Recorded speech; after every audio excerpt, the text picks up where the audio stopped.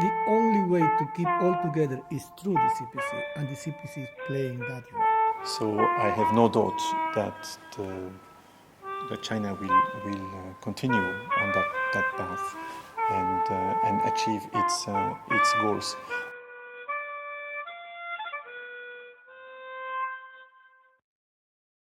The Chinese governments have been a people's government. It's a people's republic. So the agenda of development is set by the people. If it's run by the people, I think it's good, and China has developed. It's visible now.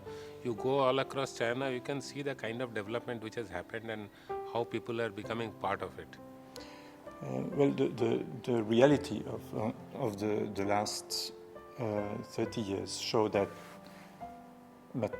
the development is real and is really all-encompassing. So I have no doubt that China will continue on that path and achieve its goals. Of course,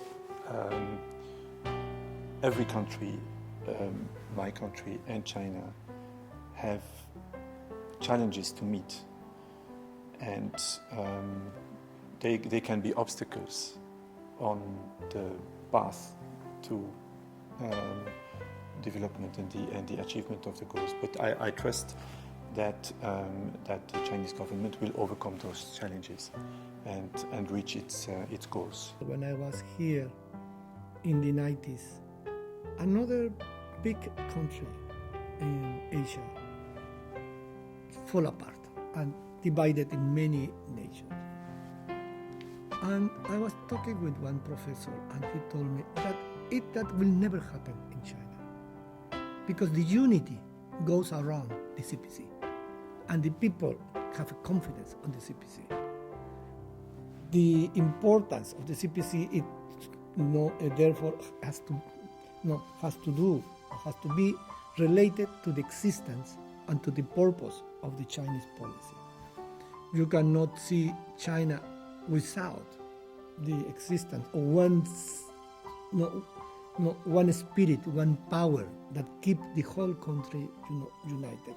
So the only way to keep all together is through the CPC, and the CPC is playing that role. We have abundant, rich, experience, international experience to tell why China would not follow West system, either in economic system or in political system.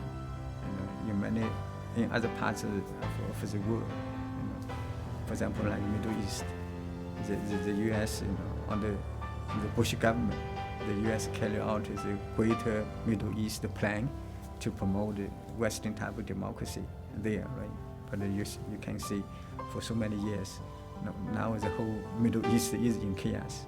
We don't expect all the Middle East will come up in next 10, 20, even 30 years, even longer time, right?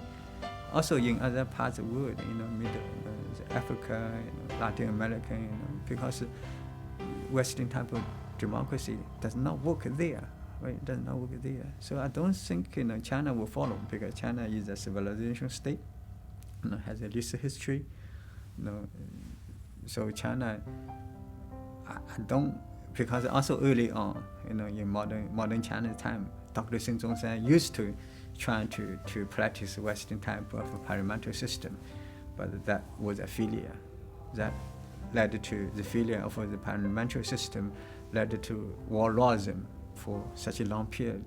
China, so for many generations of Chinese, they still have this bad memory, right? So I don't think, and even with very high pressure from the West, China will practice that, because particularly, since the open door reform, China has found its own way